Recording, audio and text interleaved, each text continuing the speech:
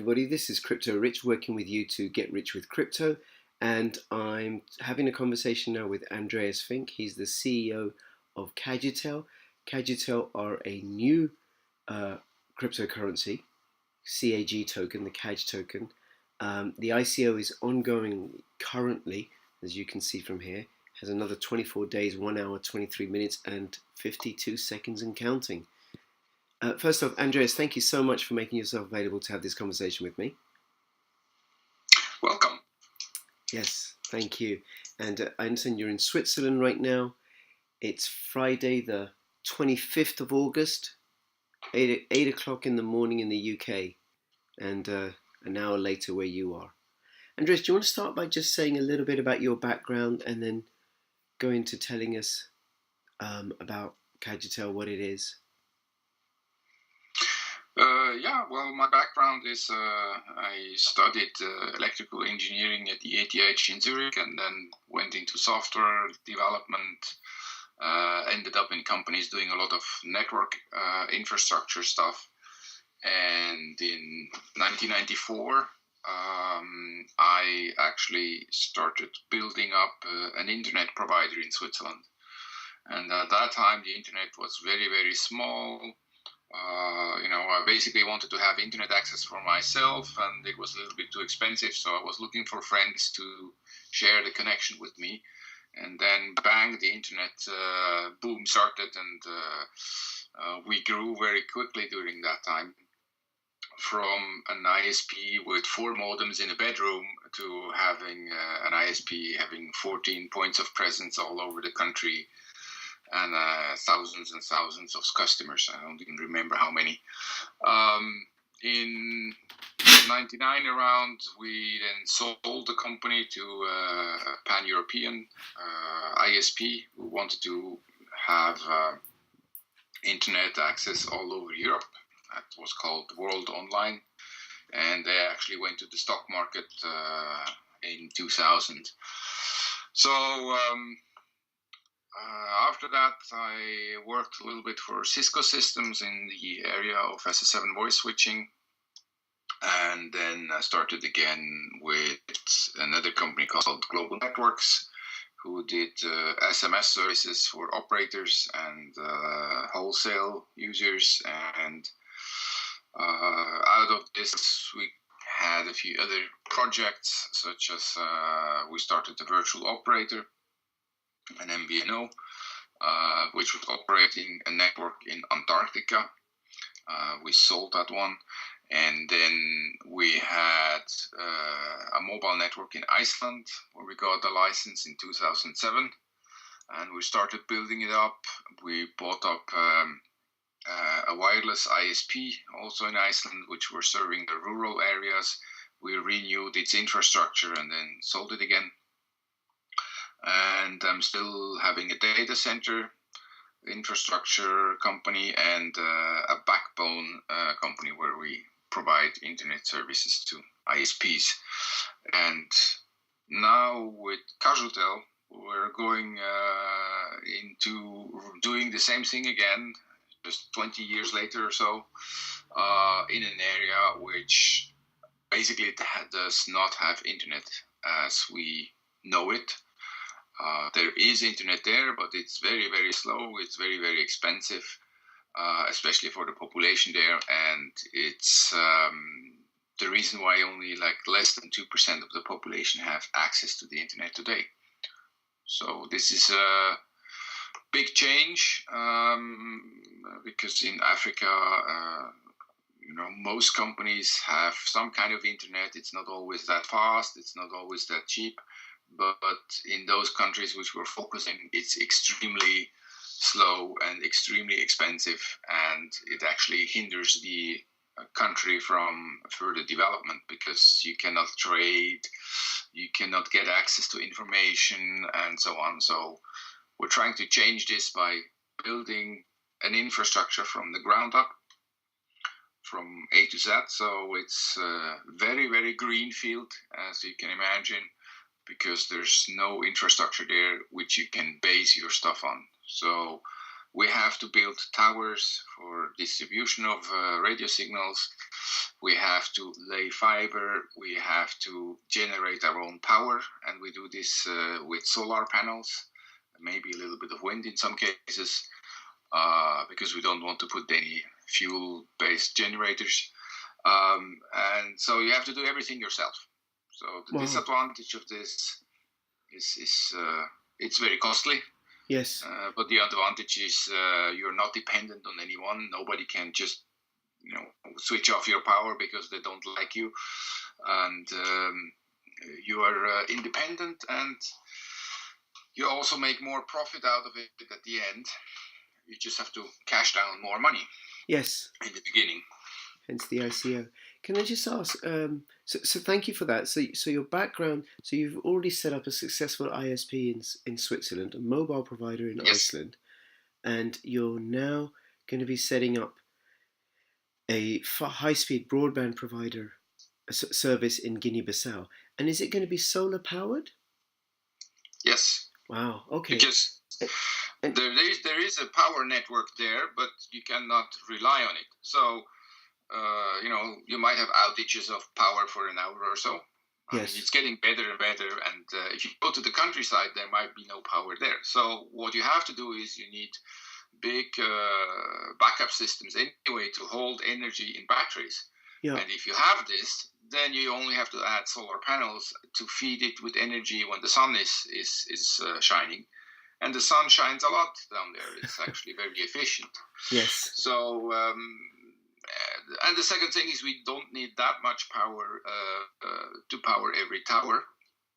And so we build totally independent systems to power the whole thing. And then, of course, you have the redundancy, you have the battery backup. So when it rains, you still have power.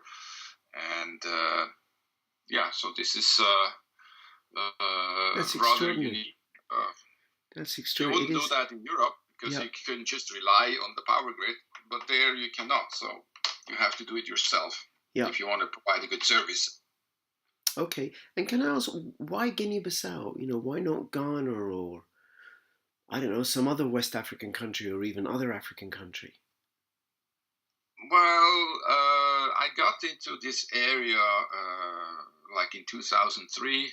I had some contacts from the TV business who were rebroadcasting TV stations from satellites, and they were trying to get into voice over IP, so I got in touch with those companies and so on. And that was actually in Senegal, which is just north of Guinea-Bissau. And so that's how I got to know the region. They also gave out the first GSM license in 2003. Mm-hmm. Which I was also applying it, but then I saw that the political environment wasn't stable enough for this, and it was like costing too much, so as you can see, the development in those countries. I mean, 2003 there was like no mobile network. The only thing they had were 5,000 phone lines. Wow. 5,000 phone lines for a country of 1.7 million people. And the only connection was over satellite. So when you put this in perspective, and then 10 years later, everybody has a mobile phone. There's 1.7 million people, and there's 1.4 million phones in the country. But if you take away the babies who probably don't need a phone yet, then you come to the conclusion that like everybody has a mobile phone, and that in 10 years. So that's a very, very fast growth. And in Guinea, it's very similar, the situation. It's slightly better than in Guinea-Bissau. There's a little bit more infrastructure there in terms of telecoms, but still it's expensive. It's not really that reliable as it should be. And there's another 11 million people who want to have high-speed internet access. Yes. And one of the Sierra Leone is similar. Ghana, I just don't have any connections or don't know how this country works. So sure, okay. So it's primarily because you have some connections with Guinea-Bissau. Fair enough. And then my understanding in Africa generally and I think you touched upon it, is how much people use and rely on mobile phones. And I imagine there's a movement slowly towards smartphones, as there has been in Europe and in North America. Yeah, more and more. I mean, there's a big difference in how people use the internet.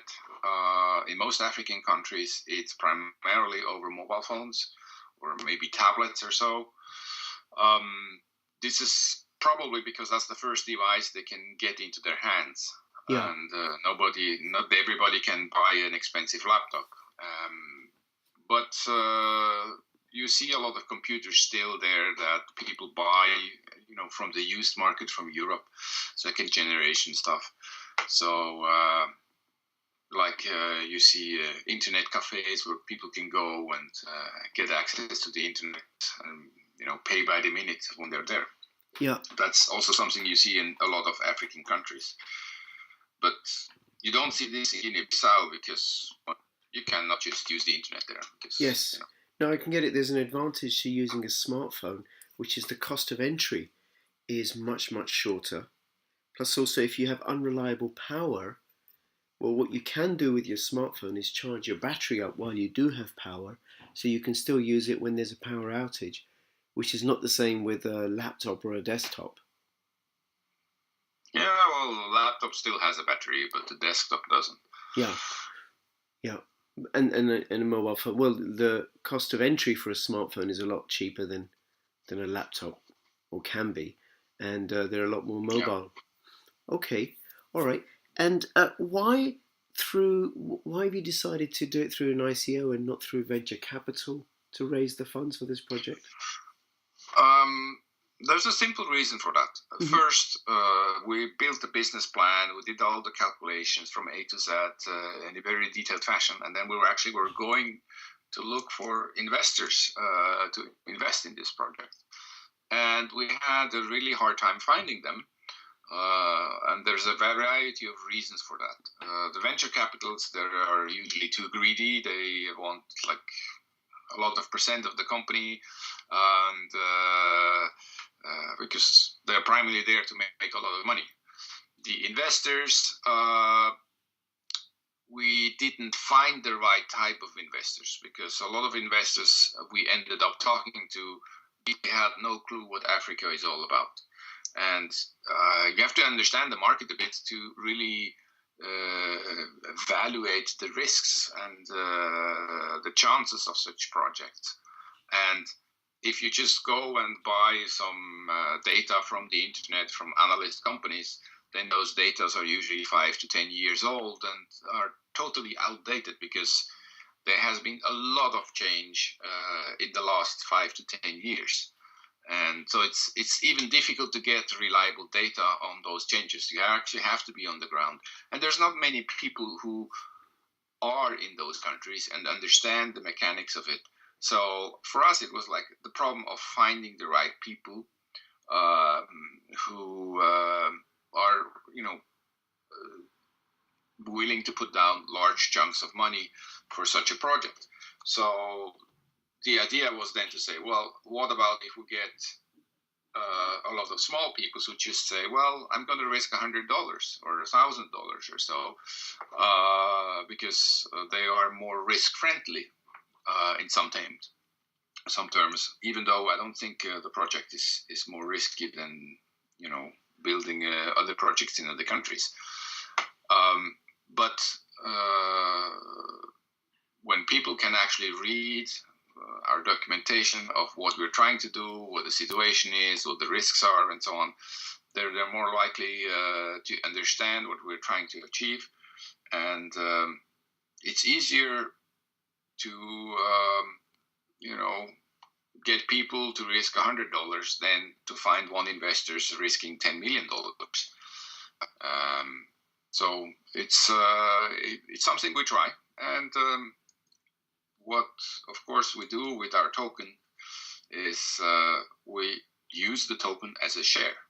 Yes, which is, I think, the fairest way of doing this. Yes, I can see you on the website here, 10,000 tokens, and it says /shares. So this is not like, I suppose, how I understand most ICOs. Where a company's raising money, uh, that, that you can that the token holders are considered shareholders. So why have you done it that way, and how will that work? Well, if you look at other ICOs, you're basically buying a token which gives you, which is entitles you to some part of some revenue which you might have somewhere down the line. Mm-hmm. But if you look at the reality of the past, we had this kind of systems before. And when they built the railways across the states, they were going out and said nobody has enough money to build a railway from A to Z themselves. So they said, well, we're going to spread the risk by having lots of people putting money into it, and we give every people a share out of the profits, and that's what a shareholder is. He puts money into the company, he risks his money, and he hopes that this business is going well, and he gets a piece of a cake, depending on how much money he has put in at the end. So the shareholding infrastructure is the infrastructure which is there since many, many years to allow people who risk their money to get a piece of the cake of the profits. So why reinventing the wheel when you go on an ICO and give out tokens by putting up some really strange constructions in some cases where you are profiting on some of the profits but not on others, and you just make the thing whole very complex. I mean, the American companies, they often do this, so they are not being considered as selling shares, because then they have to do a lot of filing with the SEC and so on. Well, that doesn't apply for us because we're not an American company. Mm-hmm. But I think it's the fairest thing just to say, whatever this company does, if this company is doing very, very well and is sitting on a lot of cash, then the company can pay a lot of dividends. And it should do that because the guys who put the money in the first place, they risked their money, and they should be entitled to get the profits out of the project. So I think it's just the fairest way to share the profit. Okay, great, and thank you. I have no objections to that. Although I don't have any shares as yet. I haven't bought any tokens. I haven't registered, and I may, um, after this interview. But that'll be up to me. And a reminder to all the viewers that whether I do or not, please do your own due diligence. And don't invest any more than you're willing to lose, because you're responsible for your financial well-being, and I'm not a financial advisor. I don't know if I mentioned it to you, Andreas, but my background is actually in child protection social work, and one of the things that appeals to me about this project is that you are working in a part of the world that doesn't have the resources. There's I suppose like an egalitarian aspect to this that I like. So thank you for that. Now I just want to go back to the tokens as shares. So what could somebody who's a token holder, what can they expect, assuming that the project is successful? Well, that's a different question. I mean, there's many aspects into this. Mm-hmm. If we follow our business plan, which is an Excel sheet, which is published also, where you see how much we're spending every month, how many towers we build, how many employees we're going to have, and so on. If we're going to follow this business plan, we end up like in year number 6, we have a figure there that the company would be sitting on $151 million in cash in the bank, and it has an EBITDA of $68 million. Now, if you take those figures and you compare them to what other telecom companies in this space are being valued at the stock market, then you see that, for example, AT&T has a ratio of about 8 times the EBITDA which the company is considered worth. In some other cases, it's 15 times up to 20 times. It depends a little bit on what the company is doing. But the infrastructure-based companies who build up infrastructure and then run it over a long time to make profits out of it by providing service over this infrastructure, they run in this range of like 8 to 20 times the EBITDA. So you could say that if you buy the token and you use it, and in year 6 you sell it, then you might get, $500, $1,000 for the token, depending on how the market is going to look like. It also depends on how well do we achieve those figures. And actually, we have estimated that we are reaching 14% of the population in 6 years. And if you look at the GSM, what happened there, that they went from 0 to 100% in 10 years, it might be that we even have double the amount of subscribers by that time. We don't know. Yeah. But that's actually one of the risk factors I see, that we have to grow faster than we can. So it's different to say what the token will be worth at that time. But even if you just hold the token, in year 6, we're sitting on $150 million, and we don't need that much money. So we could easily pay dividends out of the profits. So just by buying the token and sitting on the token, you would earn profits every year. You wouldn't earn profits in year 1, 2, and 3 probably, or maybe starting in year 3, because the cash which comes into the company, we have to reuse it to build more infrastructure, to grow. But this growth is going to decline once we have more or less the whole country covered. So we don't need to grow that fast anymore. We still have to, fix things and improve capacity in areas and so on. But the big growth is in the first 3 years. So after 3 years, the company is in a position to start paying dividends, and the dividends, of course, depend on how much, how well we are doing, and so it's like a normal share as well. Sure.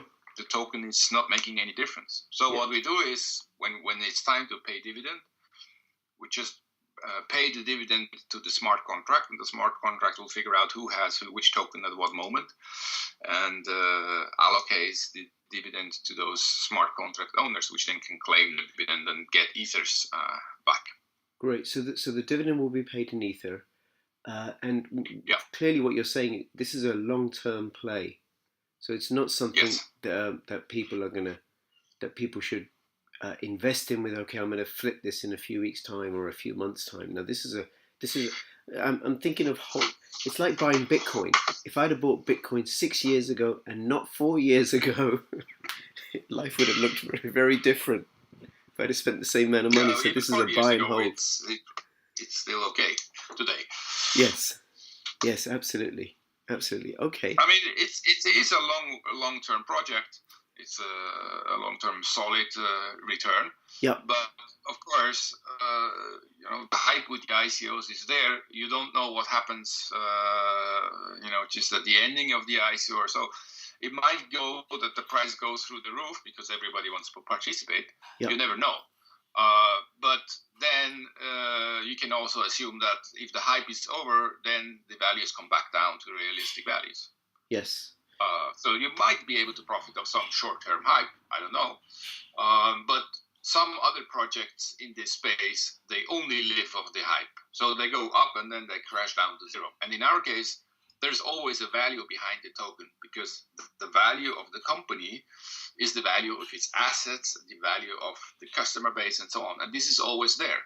So it would never just go to zero, because even if we do really, really bad and we have to close down, then the bankruptcy officer would just sell all the assets, and then there's money for the shareholders. Yeah. So the risk of going really to zero is like almost impossible. Yes. Which is a different scenario than in like pure software idea cases. Yeah, no, because here there's a physical infrastructure, there's the potential customer base, there's the opportunity, and which is the expansion of broadband in a part of the world where there isn't high-speed broadband. It hasn't penetrated yet. Exactly, and that's one of the big differentiators. It's like would you buy a share of America Online in 1994? Today you probably would, because. But in 1994, nobody had a clue on where the hell the internet is going. Yeah. And this is a rare thing, because if you look at the map, like in all countries of the world, at least like 40% or so have access to the internet. And there's only very, very few countries where there's almost nothing. Yes. And some countries have nothing because there's wars. Yes. Well, we're not going to go to those countries. And Guinea-Bissau is one of those countries which got out of their wars, which have a very stable government now. And there's even investment guarantees by the World Bank. So let's say we build this thing up and the World Bank guarantees our infrastructure. And, there's going to be another civil war and destroys everything. Then the World Bank would actually pay us the money we put into this project, including the potential profits which we would have had. Okay, very good. I've just pulled up a map of Guinea-Bissau so people can see, and you'll be able to see that as well. And I've just got a couple of questions. I mean, I thought of more talking to you, Andrea, so thank you so much for this again. So, is Guinea-Bissau a stable democracy? What if that changes? Because it is a part of the world which historically has undergone a lot of turbulence. Liberia, I don't know what the state in Liberia is right now, but it's not been great. Yeah, of course. I mean, there has been political changes in the last 20, 30 years. I mean, it used to be a colony of the Portuguese, and they kicked out the Portuguese in the 70s. I can't remember exactly. I was in 75, 76 around. And then you had a lot of warlords from different regions of the country, which then were starting to fight against each other to figure out who is now going to be the big boss of Guinea-Bissau. So that was ongoing for quite a few years.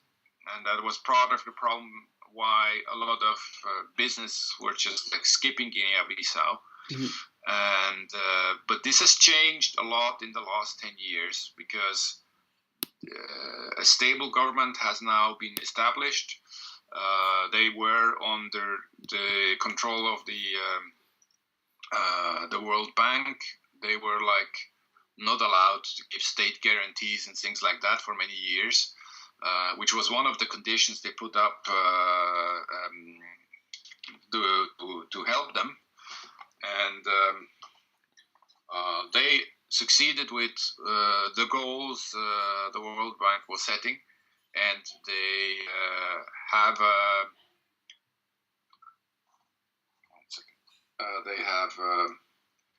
a very good democracy now. I mean, the right. guys they have voted in, they have elected into the presidency is a previous accountant, and you can actually, when you're talking to those people there, you can actually see that their goal is not to get as much power as they can. Their goal is actually to rebuild the country, and they are inviting investors to come to the country. They're doing everything possible that people come to the country and help them to rebuild the country. And there has been fantastic things already happening, where they collaborate with external investors to do certain things. And for example, 10 years ago, if you wanted to create a company, the paperwork would take you 6 months to do the company. When I went there, we created the company in 24 hours, which wow. means you go, you sign the statutes, you get it stamped, you get a bank account opened, you pay in the capital, you get the trademark registered. All this we did in 24 hours. And that's a big change from 6 months. That is extraordinary. That actually has been implemented that way because they say, well, if we want to attract people to do business here, we have to make it easy. And it actually works. Okay. So that means so that even then that becomes an even greater opportunity because they have this stable society, stable democracy.